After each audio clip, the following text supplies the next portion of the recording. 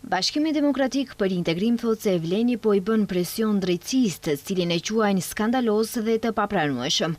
Ky shqetësim BDI thotë se ja ka paraqitur miqve ndërkombëtar për fshirje dhe komunikatën e sotme të Vlenit. Sot, i gjithë opinioni është skandalizuar nga reagimi i partisë Vlen dhe apostrofimi i tyre ndaj prokurorisë. Komuniteti ndërkombëtar në vazhdimsi raporton për presione qeveritare ndaj prokurorisë dhe gjykatave, ndërsa Vlen këtë dyshim e konfirmoi sot publikisht. Reagimi i BDI-s erdhi pas komunikatës së Vlenit ku kërkohej përgjigje nga organet e drejtësisë sepse edhe pas 6 muajve ende nuk ka akt akuzë për Artan Grupin.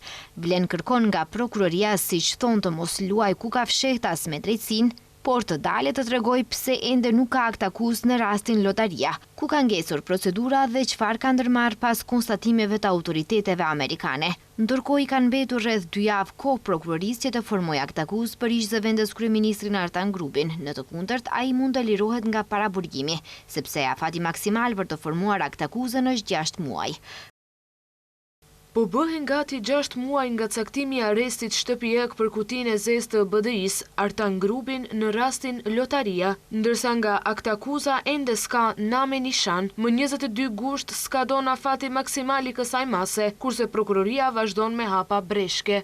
Grupi u dorëzua në Bllaz më 23 shkurt të këtij viti, pas rreth 14 muajsh arratisje.